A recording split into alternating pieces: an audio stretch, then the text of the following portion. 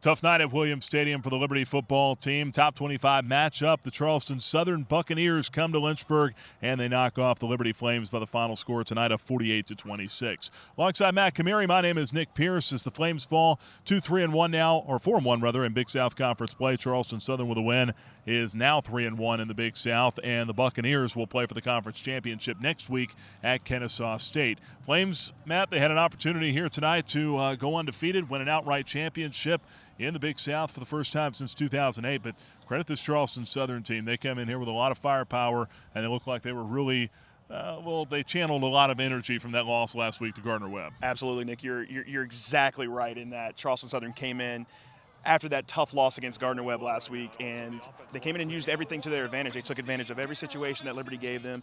Their game plan was well put together well by their coaching staff. They were able to execute on plays, and Liberty just didn't seem to have an answer in some cases. You know, Liberty had the lead early on, and we saw the interception from Chris Turner to start the ball game, and then the Flames didn't get into the end zone on a short porch. You know, they settled for the field goal. They did have the lead. Charleston Southern came right back, took the lead, and we saw Liberty, you know, kind of get a couple field goals early on there, not really able to keep up with them. And then I thought the biggest sequence of the game was probably the interception where Dante Shells had the ball taken away, and Charleston Southern came right back and scored again after that. That was a crucial play in the game. They both the defender and Dante Shells went up for the ball, and the defender just ripped it away from him. It was a really close play up in the booth. We had the replay in the radio booth, and we were able to see it there.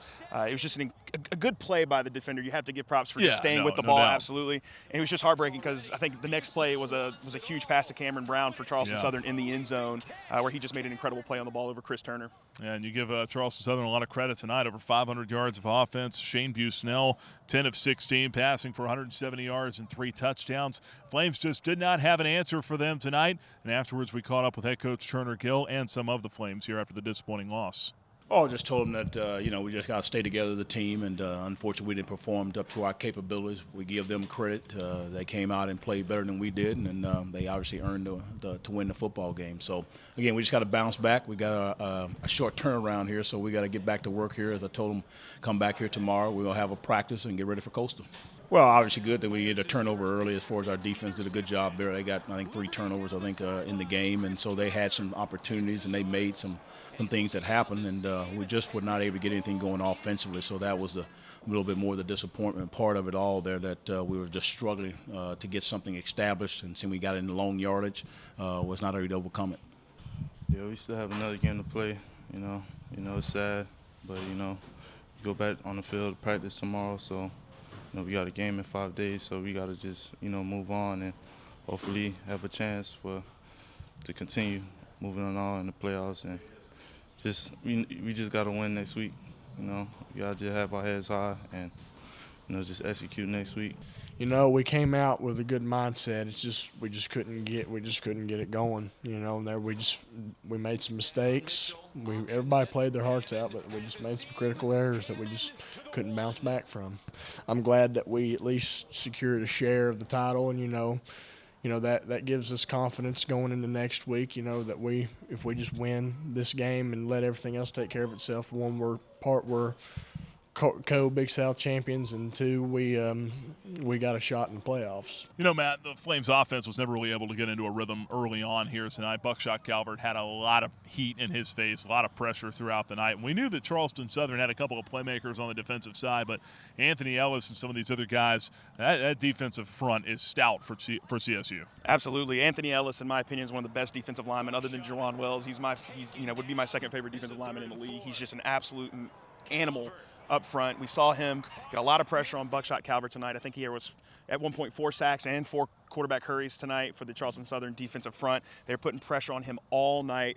But you got to give credit to the Charleston Southern back end too. There were some coverage sacks in there to where Buckshot just couldn't find a window. And when he did, he made big plays. We did see that. He had a great touchdown pass late in the game, but he just was never able to get comfortable, and that was a key for Liberty to be successful tonight, is for him to get comfortable. Hey, we did see him wind up with 261 yards passing tonight, 3 touchdowns. Some of that damage was done late in the ball game, but it's tough. When you've got a young quarterback out there and then you fall behind, like the Flames did. It's 17-6. Then all of a sudden it snowballs. Oh no, it's 31-6, and then you got to start throwing the ball a little bit more. Coach Gill, I think, tried to stay with the run game as much as he could, but it's tough when you're trying to play from behind. It is when you're trying to play catch up.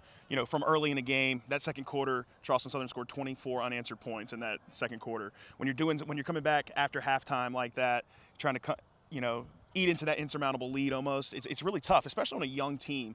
And we saw some senior leaders late in the game sort of go out on offense. Both teams got banged up tonight.